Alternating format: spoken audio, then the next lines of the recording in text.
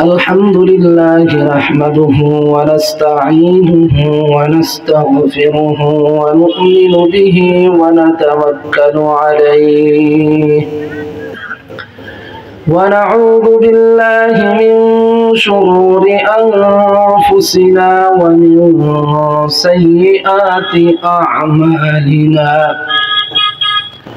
من يهده الله فلا مضل له ومن يضلله فلا هادي له ونشهد أن لا إله إلا الله وحده لا شريك له ونشهد أن سيدنا وسندنا وحبيبنا وحبيب ربنا وطبيبنا وطبيب قلوبنا وأولانا ومولانا محمدا عبده ورسوله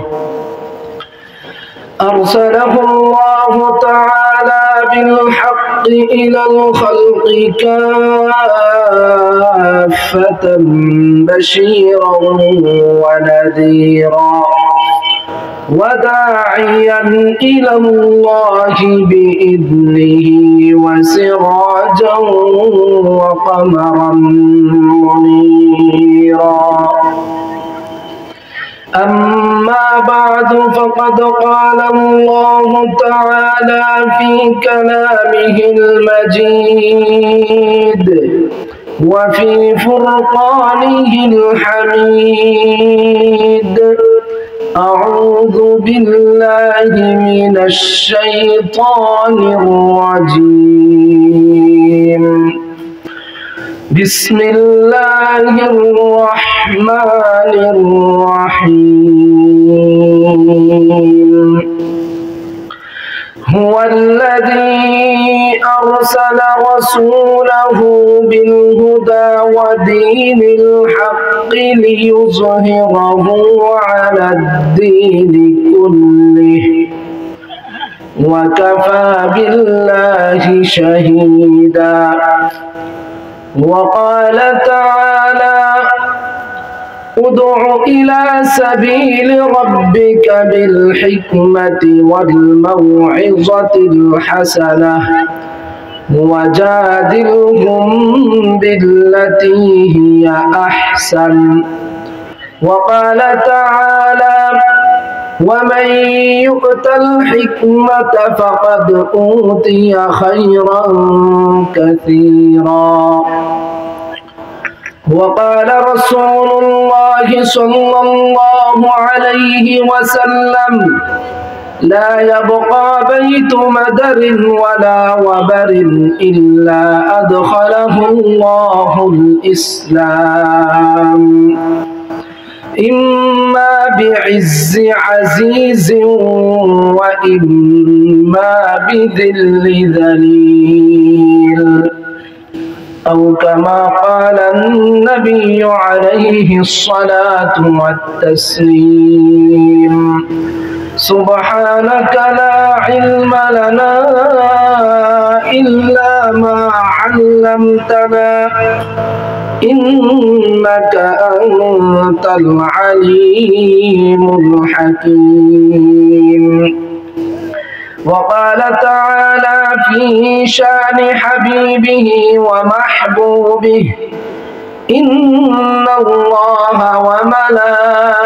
وملائكته يصلون على النبي يا أيها الذين آمنوا صلوا عليه وسلموا تسليما شكري نماز الدرود قري اللهم صل على محمد وعلى آل محمد كما صليت على إبراهيم وعلى آل إبراهيم إنك حميد مجيد اللهم بارك على محمد وعلى آل محمد كما باركت على إبراهيم وعلى آل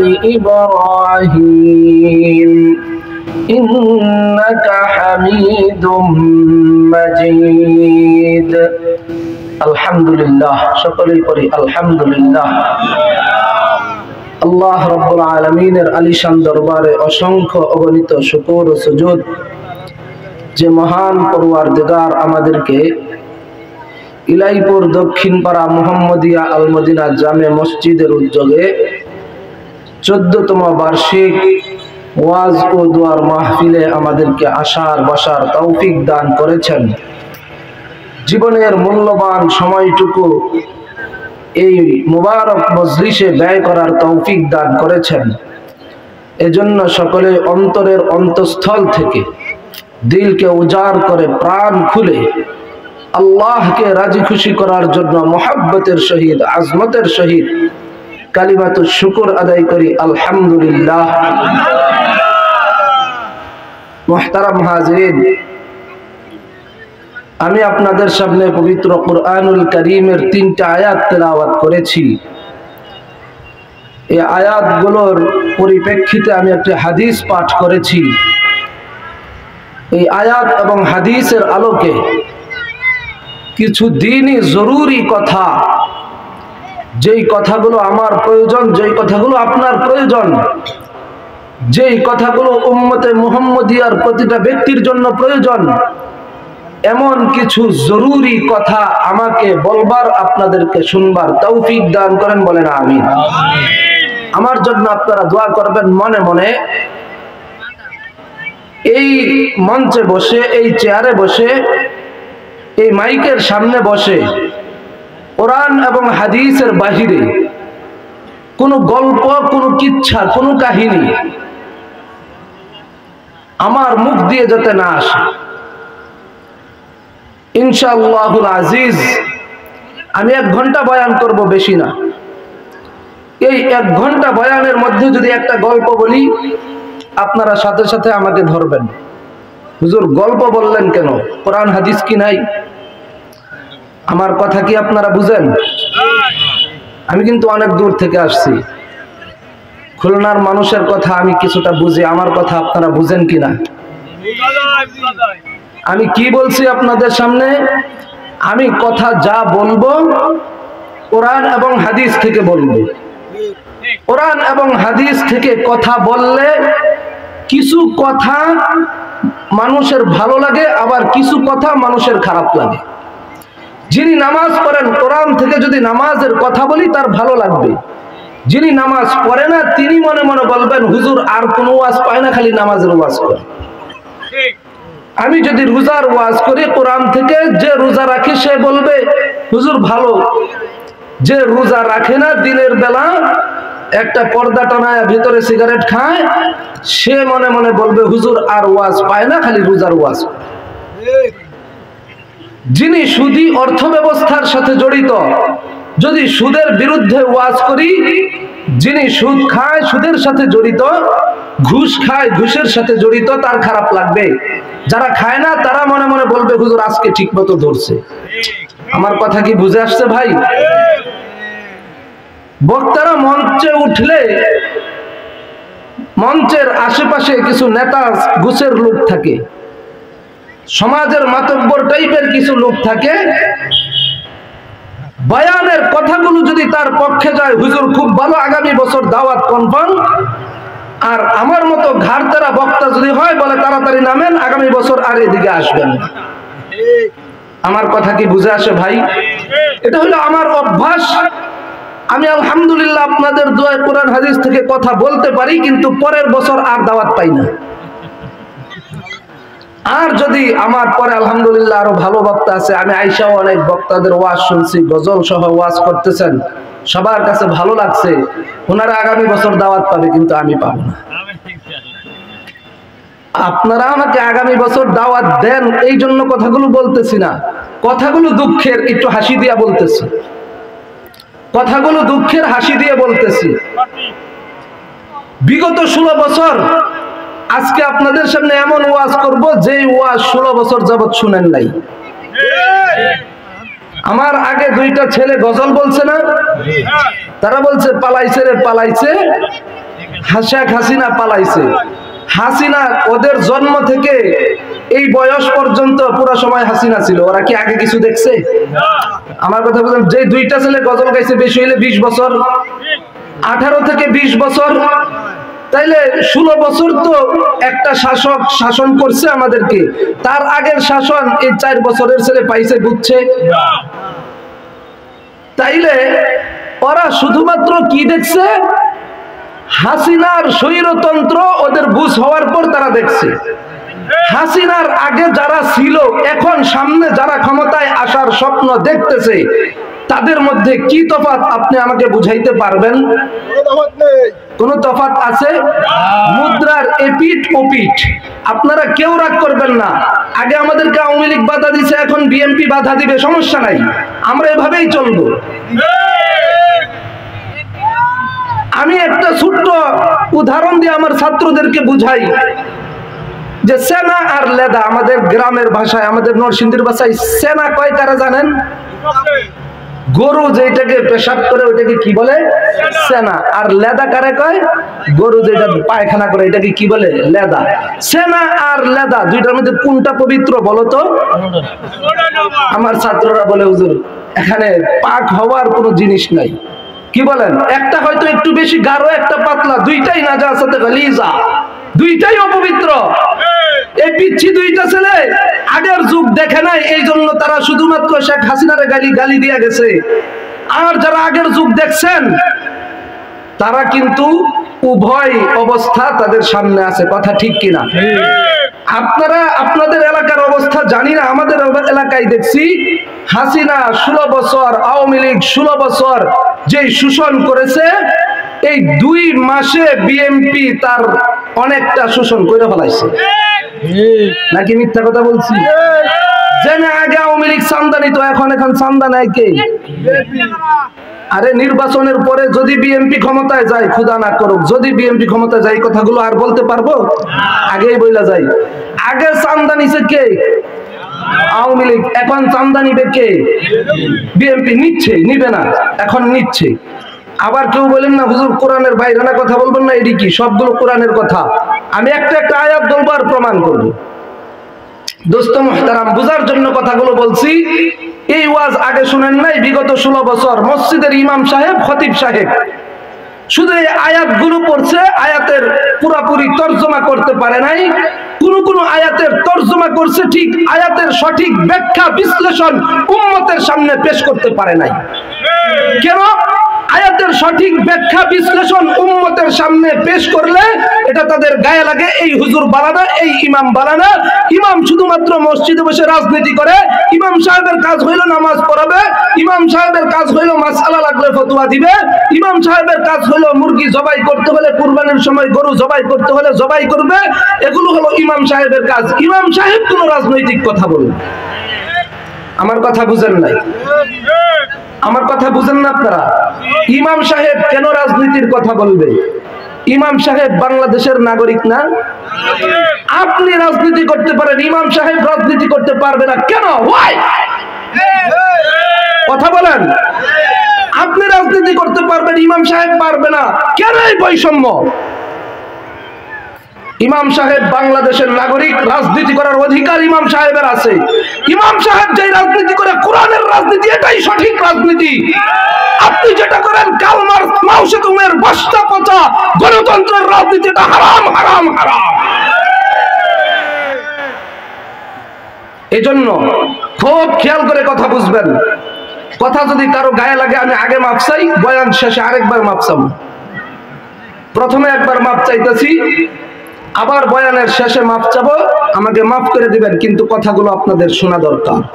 মুহতারাম হাজিরিন, আমি আপনাদের সামনে 3টা আয়াত তেলাওয়াত করেছি। পূর্ণাঙ্গ দিন, পূর্ণাঙ্গ ইসলাম। ইন্নাদ দীনা ইনদাল্লাহিল ইসলাম। আল্লাহ তাআলার পক্ষ থেকে মনোনীত ধর্ম একমাত্র। আমার সাথে কথা বলতে হবে। আমি চোখ বন্ধ করে কানে আঙ্গুল দিয়ে ওয়াজ করতে জানি না।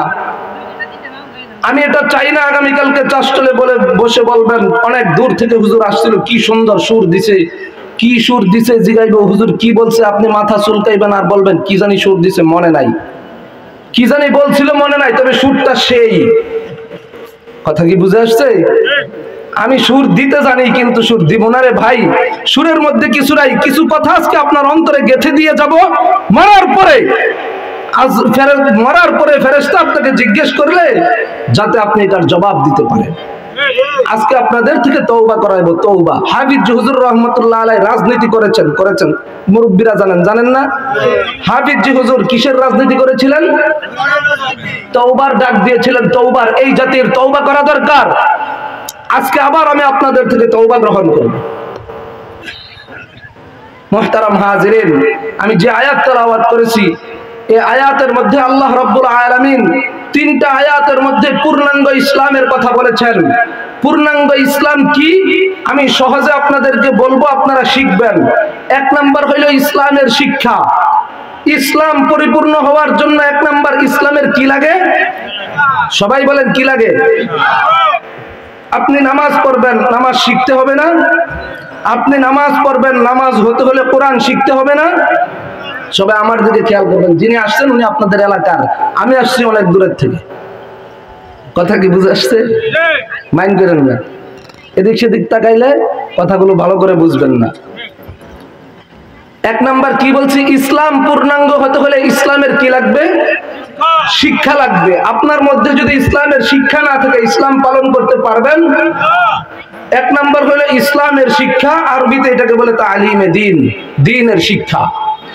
দুই নাম্বার ইসলামের প্রচার প্রসার, ইসলামের দাওয়াত, ইসলামের প্রচার। যে জিনিস আপনার কাছে আছে এই জিনিসের প্রচার যদি না করেন আরেকজন বেঈমান কিভাবে ইসলাম গ্রহণ করবে? আপনি ইসলাম নিয়ে ঘরে বসে থাকলে হবে না, ইসলামের প্রচার করতে হবে। এটাকে বলে দাওয়াতে দ্বীন, এটাকে বলে তাবলীগে দ্বীন। এটাকে কি বলে ভাই? তাবলীগে দ্বীন। এই যে তাবলীগ যে করে, তাবলীগ জামাত। দুই নাম্বার কি বলছি? দ্বীনের দাওয়াত। এক নাম্বার দ্বীনের শিক্ষা, ইসলামের শিক্ষা। দুই নাম্বার ইসলামের দাওয়াত, দ্বীনের দাওয়াত। সবাই বলতে হবে। এক নাম্বার কি? ইসলামের শিক্ষা। দুই নাম্বার কি? ইসলামের দাওয়াত। তিন নাম্বার ইসলামের বিজয়। তিন নাম্বার ইসলামের বিজয়। তিন নাম্বার সবাই বলেন, তিন নাম্বার ইসলামের বিজয়। এই তিনটা জিনিস যখন একসাথে হবে ইসলাম পূর্ণাঙ্গ হবে। এই তিনটা জিনিস একসাথে না হলে ইসলাম পূর্ণাঙ্গ হবে না। আমি আপনাকে আরো সহজ ভাবে বুঝাই। এই যে রাস্তা দিয়ে রিক্সা চলতেছে, ভ্যান গাড়ি চলতেছে, চাকা কয়টা? ভ্যান গাড়ির চাকা তো দুইটা, ঠিক কিনা? তিনটা। একটা চাকা না থাকলে ভ্যান গাড়ি চলে, এটাকে ঠেলতে হয়। একটা চাকা না থাকলে যেমন ভ্যান গাড়ি পুরাপুরি চলে না, মানুষ এটার উপর উঠে না, এটা কার্যকর থাকে না, অচল হয়। ঠিক তেমনি ভাবে ইসলামের তিন চাকা, তালিম, দাওয়াত, বিজয়। শিক্ষা, প্রসার, বিজয়। এই তিনটা যদি থাকে ইসলাম পরিপূর্ণ। তিনটার কোনো একটা যদি না থাকে ইসলাম পরিপূর্ণ হয় না। এটা হলো সংক্ষিপ্ত কথা। আমি যে আয়াতগুলো তেলাওয়াত করছি আয়াতগুলোর মধ্যে আল্লাহ রাব্বুল আলামিন এই কথাই বলেছেন, ওয়া মান ইউতাল হিকমাতা ফাকাদ উতিয়া খায়রান কাসীরা। আল্লাহ রাব্বুল আলামিন যাকে হিকমত দান করেছেন, কোরআনের শিক্ষা দান করেছেন, দ্বীনের ইলম দান করেছেন, তাকে আল্লাহ দুনিয়ার মধ্যে সর্বশ্রেষ্ঠ সবচেয়ে উত্তম জিনিস দান করেছেন। খায়রুকুম মান তাআল্লামাল কুরআন ওয়া আল্লামা। তোমাদের মধ্যে যারা কোরআন শিখে এবং কোরআন শিখায় দুনিয়ার মধ্যে তারা হলো সর্বশ্রেষ্ঠ সবচেয়ে উত্তম জাতি। দুনিয়ার মধ্যে সবচেয়ে দামি কে? যার ক্ষমতা বেশি সে, যার টাকা বেশি সে, যার শরীরে পেশি শক্তি বেশি সে। দুনিয়ার মধ্যে সবচেয়ে দামি আল্লাহ রাব্বুল আলামিন, আল্লাহর নবী সাল্লাল্লাহু আলাইহি ওয়াসাল্লাম ঘোষণা করেছেন, খায়রুকুম, তোমাদের মধ্যে সর্বশ্রেষ্ঠ সর্বোত্তম। সে গরিব হোক, সে ধনী হোক, সে রাজা হোক, সে প্রজা হোক, সে সমাজের নিম্ন শ্রেণীর মানুষ হোক, সে সমাজের মাতব্বর শ্রেণীর মানুষ হোক, তার মধ্যে যদি কোরআনের শিক্ষা থাকে, তার মধ্যে যদি দ্বীনের শিক্ষা থাকে, সে হলো দুনিয়ার মধ্যে সর্বশ্রেষ্ঠ সবচেয়ে উত্তম ব্যক্তি। কে বলেন আমাদের সমাজের মধ্যে কোরআনের এই শিক্ষা আছে না নাই? কথা বলতে হবে। কোরআনের শিক্ষা আছে না আমাদের সমাজের মধ্যে? কোরআনের শিক্ষা আছে। যেদিন কোরআনের শিক্ষা এই দুনিয়ায় না থাকবে সেদিন আর দুনিয়াতে ইসলাম থাকবে। নবীজি সাল্লাল্লাহু আলাইহি ওয়াসাল্লামের কাজ ছিল তিনটা। নবী সাল্লাল্লাহু আলাইহি ওয়াসাল্লামকে আল্লাহ দুনিয়াতে পাঠিয়েছেন। দুনিয়াতে এসে তিনি সর্বপ্রথম সাহাবায়ে কেরামকে দ্বীন শিখিয়েছেন। দ্বীন শিখার পরে সাহাবায়ে কেরামকে দ্বীনের দাওয়াত দেওয়ার জন্য সারা বিশ্বে ছড়িয়ে দিয়েছেন। দ্বীনের দাওয়াত যখন প্রচার প্রসার হয়েছে, ইসলামের ন্যূনতম শক্তি যখন অর্জন হয়েছে, আল্লাহর পক্ষ থেকে নবীজি আদিষ্ট হয়েছেন, এখন তরবারি ধরেন, ইসলামের শত্রুদের বিরুদ্ধে ময়দানে অবতীর্ণ হন। তাহলে কাজ কয়টা পাইলাম? এক নাম্বার হলো দ্বীনের শিক্ষা। দ্বীনের শিক্ষা যদি আপনাদের সমাজের মধ্যে না থাকে, সমাজটা অন্ধকারে ভরে যাবে। দ্বীনের শিক্ষা কত দামি, কত মূল্যবান জিনিস, কত মূল্যবান জিনিস। দ্বীনের শিক্ষা যার মধ্যে থাকে, এই লোকটা সোনার মানুষে পরিণত হয়। দ্বীনের শিক্ষা যার মধ্যে না থাকে, সে জাহেলিয়াতের অন্ধকারে নিমজ্জিত হয়। নবীজি সাল্লাল্লাহু আলাইহি ওয়াসাল্লাম সাহাবায়ে কেরামকে সর্বপ্রথম দ্বীনের শিক্ষা দিয়েছিলেন। আবু বকর রাদিয়াল্লাহু তাআলা আনহু সমাজের নিকৃষ্ট ব্যক্তি ছিলেন। ওমর রাদিয়াল্লাহু তাআলা আনহু মুহাম্মাদের গলা আনার জন্য গিয়েছিলেন। কথা ঠিক কিনা? মুহাম্মাদের কল্লা উড়ায় দিবে, এই ধরনের জাহেলিয়াতের অন্ধকারে তারা নিমজ্জিত ছিল। নবীজি সাল্লাল্লাহু আলাইহি ওয়াসাল্লাম দ্বীনের শিক্ষা দিলেন, কোরআনের শিক্ষা দিলেন। সবচেয়ে বেশি বর্বর, সবচেয়ে বেশি অন্ধকারে নিমজ্জিত সাহাবায়ে কেরামের সেই গ্রুপ এমন দামি হয়েছে, এমন দামি হয়েছে, কিয়ামত পর্যন্ত যত মানুষ আমল করবে, সকলের আমলের পাল্লা এক পাল্লায় রাখা হলে, সকলের আমলের ওজন এক পাল্লায় দেওয়া হলে, হযরত সাইয়্যিদনা আবু বকর রাদিয়াল্লাহু তাআলা আনহুর আমলের সমান হবে না। কিসের মাধ্যমে হয়েছে? দ্বীনের শিক্ষা।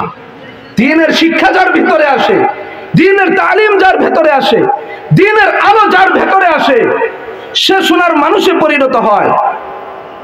নবীজি সাল্লাল্লাহু আলাইহি ওয়াসাল্লাম সাহাবায়ে কেরামকে প্রথমে দ্বীনের শিক্ষা দিয়েছেন। আমাদের সমাজের মধ্যে এই দ্বীনের শিক্ষার প্রচার প্রসার ঘটাইতে হবে। আপনার সন্তান, আপনার নাতি যদি দ্বীনের শিক্ষা না পায়, সমাজের মধ্যে যত বিশৃঙ্খলা হয় আসমানের ফেরেশতারা এসে করে। কথা বলেন। সমাজের মধ্যে চুরি হয়, ডাকাতি হয়, সন্ত্রাসী হয়, কারা করে? আসমানের ফেরেশতারা করে না আপনার আমার সন্তানরা করে? কেউ কথা কয় না। যেই সন্তানগুলো খারাপ কাজ করে তারা সবাই মাদ্রাসার ছাত্র। তারা সবাই মাদ্রাসার ছাত্র না? কারা?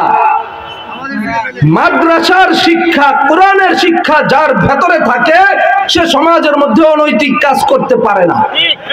সমাজের অনৈতিক কাজগুলো যার ভেতরে কোরআনের শিক্ষা নাই, সেই করতে পারে। এজন্য আপনি যদি সুন্দর সমাজ গঠন করতে চান, সুন্দর সমাজ, আমাদেরকে বিভিন্ন পর্যায়ের দায়িত্বশীলরা, পুলিশের বিভিন্ন স্তরের দায়িত্বশীলরা বলে, হুজুর ওয়াজ তো অনেক করেন, সমাজের অবক্ষয়, এই যে সমাজের মধ্যে সুদ ঘুষ, সমাজের মধ্যে এই যে মাদক, এই যে ইয়াবা ফেন্সিডিল, এগুলো যখন, এগুলোর বিরুদ্ধে একটু ওয়াজ করেন। আচ্ছা, সমাজের সুদ ঘুষ মদ জুয়া এগুলো ওয়াজ করলে দূর হবে? ওয়াজের মাধ্যমে দূর হয়? কিছু হয়, কিছু একেবারেই নগণ্য। 100-র মধ্যে একজন ওয়াজ দিয়ে ভালো হয়, কিন্তু 100-র মধ্যে একজন খারাপ হয়। যদি মাদ্রাসায় পড়ে তাহলে 99 জন ভালো হয়। আপনার সন্তানকে মাদ্রাসায় দিয়ে দেন, ওয়াজ করে মদ খাওয়া ছাড়াইতে হবে না। সে মদ খাওয়া মাদ্রাসায় পড়লে এমনিতেই ছেড়ে দিবে। দোস্ত, আমাদের কথা অনেক গভীর, বুঝতে হবে অনেক গভীর মনোযোগ দিয়ে। আমাদের সন্তানগুলো আমাদের কাছে আমানত। প্রত্যেকের সন্তান প্রত্যেকের কাছে আমানত। কিয়ামতের দিন আল্লাহ রাব্বুল আলামিনের দরবারে এই আমানত সম্পর্কে আমি জিজ্ঞাসিত হব। আলা কুল্লুকুম রাইন ওয়া কুল্লুকুম মাসউলুন আন রাইয়াতিহি। প্রত্যেকটা ব্যক্তি দায়িত্বশীল, প্রত্যেক পরিবারের বাবা তার সন্তানের দায়িত্বশীল। সন্তানকে যদি আপনি দ্বীনি শিক্ষায় শিক্ষিত না করেন, সন্তানকে যদি আপনি কোরআনী শিক্ষায় শিক্ষিত না করেন, সন্তান যদি অপকর্মের কারণে, কোনো দোষ করার কারণে কিয়ামতের দিন আল্লাহর দরবারে ধরা খায়, সন্তান সর্বপ্রথম বাবার বিরুদ্ধে আল্লাহর কাছে নালিশ করে। বাবার বিরুদ্ধে আল্লাহর কাছে বলবে, আল্লাহ আমি তো আমার কারণে বিপথগামী হই নাই, আমি বিপথগামী হয়েছি আমার বাবার কারণে। ছোট্টবেলা আমার বাবা আমাকে কেজিতে বেজিতে কিন্ডার গার্ডেনে দিয়েছে। কথা ঠিক কিনা? আপনাদের এলাকায় আছে নাকি এইগুলো?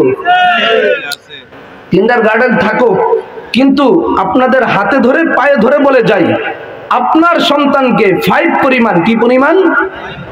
5 পরিমাণ, কি বাংলায় 5 পড়লে যেই পরিমাণ বয়স লাগে, যেই পরিমাণ শিক্ষা শিখে, এই পরিমাণ সময় তাকে এই ছোট্ট ছোট্ট কওমি মাদ্রাসা, নুরানি মাদ্রাসাগুলোতে দেন। নুরানি মাদ্রাসাগুলোতে দিলে আপনার সন্তান কি শিখবে? আলিফ বা তা সা। কথা ঠিক কিনা? আপনার সন্তানকে যদি আপনি মাদ্রাসায় দেন, আপনার সন্তান প্রথম কি শিখবে?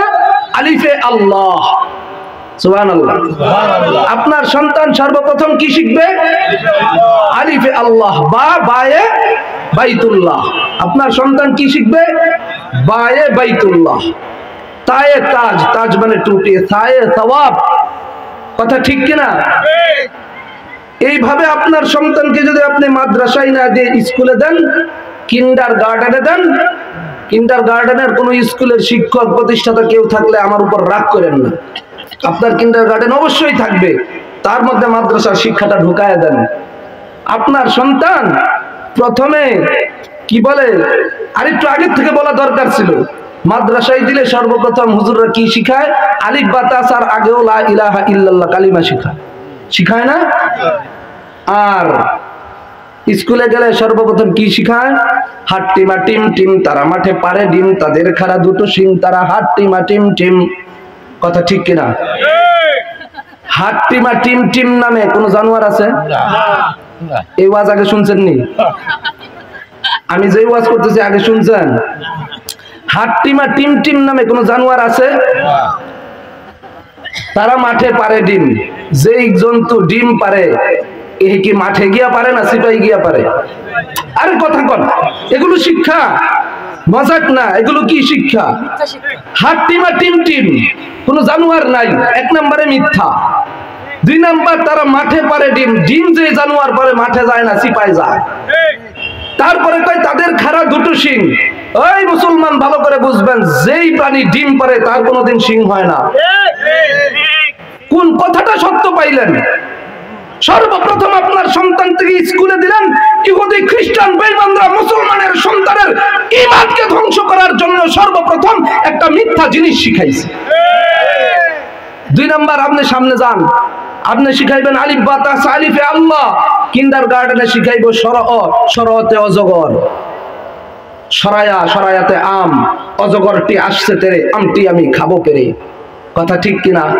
কার গাছের আম খাবি বেটা? অজগর তেরে আসলে আম খাওয়ার টাইম আসেনি? আরে কথা বুঝে না শুনলার মানুষ। অজগর তেরে আসে জীবনে দেখছেন? অজগর সাপ তেরে আসে না। অজগর সাপ দেখছেন নি? অজগর সাপ কখনো কি আসে না? তেরে আসে না। এটা একটা মানে ফার্মের মুরগির মতো, পোল্ট্রি মুরগির মতো, এটা স্যাবলামাইরা পড়ে থাকে। আরে কথা বুঝছেন নাকি? মিথ্যা। আর যদি কোন অজগর তেরে আসেই আম পাইরা খাওয়ার টাইম আছে? মানে কি কি বলবো আপনাকে, আমার তো সময় কম, 3 বিষয় বুঝাইতে হবে আপনাদেরকে। তারপরে আর একটু উপরে উঠেন, আপনার সন্তানকে মাদ্রাসায় শিখাবে 2 রাকাত নামাজের 60টি মাসআলা। ঠিক কিনা? 2 রাকাত নামাজ পড়তে 60টা মাসআলা লাগে, 60টা মাসআলা শিখাবে। আর আপনি স্কুলে দেন, সেখানে শিখাবে আম পাতা জোড়া জোড়া, মারবো চাবুক চড়বো গোড়া, ওরে বুবু সরে দাঁড়া, আসছে আমার পাগলা গোড়া। ছোট্ট সন্তান 5-6 বছর 7 বছর বয়স, 5-6-7 বছর বয়সে তাকে যখন পাগলা ঘোড়ার শিক্ষা দিলেন, সে যখন আস্তে আস্তে বড় হবে, সে পাগলা ঘোড়ার মতো হবে। মা বুঝে না কিছু। ঠিক, সে আস্তে আস্তে বড় হবে। আর কি, ওই যে বুবু রেখেছে, বুবু মানে দাদি, দাদি রেখেছে সর তাড়াতাড়ি আমার পাগলা ঘোড়া আসে। মানে এরা ছোট সময় কি শিখাইতেছে? পাগলামি শিখাইতেছে। দোস্ত, কথা বলতে গেলে অনেক লম্বা হয়ে যাবে, ওইদিকে আর গেলাম না। যেটা আপনাদেরকে বোঝানো দরকার শুধু সেই কথাটা বলতেছি। কোরআনের শিক্ষা এই সমাজের মধ্যে দরকার আছে না নাই? কোরআনের শিক্ষা যদি সমাজের মধ্যে না দেন, আপনার সন্তানের অন্তরের মধ্যে যদি কোরআনের শিক্ষা না দেন, সে ডাক্তার হবে, দুর্নীতিবাজ হবে, সে ইঞ্জিনিয়ার হবে, দুর্নীতিবাজ হবে। কথা বলতে গেলে অনেক লম্বা হয়ে যায়। আপনার সন্তানের মধ্যে যদি সর্বপ্রথম আল্লাহর ভয়, কোরআনের শিক্ষা, রাসূলের আদর্শ প্রবেশ করাইতে না পারেন, সে বাংলা শিক্ষায় শিক্ষিত হয়ে অনেক বড় ডাক্তার হবে, মাত্র 10,000 টাকার বিনিময়ে আপনি আপনার আমার মায়ের বোনের স্ত্রীর পেট কেটে তাকে হত্যা করে। বুঝে না কিছু? বুঝেন? ওই আপনার দাদার ঘরে, আপনার বাবার ঘরে আপনারা কয়জন? 13 জন। কয়জনের পেট কাটতে বাইরেছেন? হ্যাঁ, আপনার সন্তানের ঘরে 2 জনই তো ওই পেট কাটতে লাইছে 3 বার। কথা ঠিক নেই?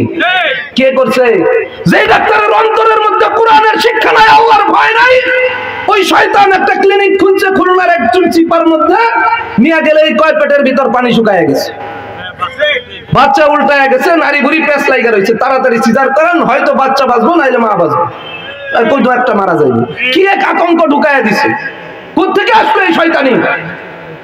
এই শয়তানি ওই জায়গা থেকে আসছে, তার গোড়ার মধ্যে কোরআনের শিক্ষা নাই। দেখেন জায়গায় জায়গায় রাস্তার মধ্যে রডের পরিবর্তে বাঁশ দেয়, সবগুলো মাদ্রাসার হুজুর। খুলনা বড় দারুল উলুমের প্রিন্সিপালে রডের পরিবর্তে বাঁশ দেয়। কেডা দেয়? কে দেয়? ছোট সময় যার অন্তরে কোরআনের শিক্ষা দেন নাই, যার মধ্যে আল্লাহর ভয় নাই, রাসূলের আদর্শ নাই, সে সরকারি টয়লেট পর্যন্ত খায়া ফেলায়। আরে বাজারে টয়লেট আসছে, খায়া ফেলায় না? টয়লেট যদি 4টা বরাদ্দ হয় 2টা করে, আর 2টা খায়া ফেলায়। কথা ঠিক কিনা? কেউ থাকলে রাগ করেন না, রাগ করার লোক গেছে গিয়া। যাই হোক, ওইদিকে আর গেলাম না। কোরআনের শিক্ষা না থাকলে সমাজটা ধ্বংস হয়ে যাবে। এই জন্য কোরআনের শিক্ষা দরকার আছে না নাই?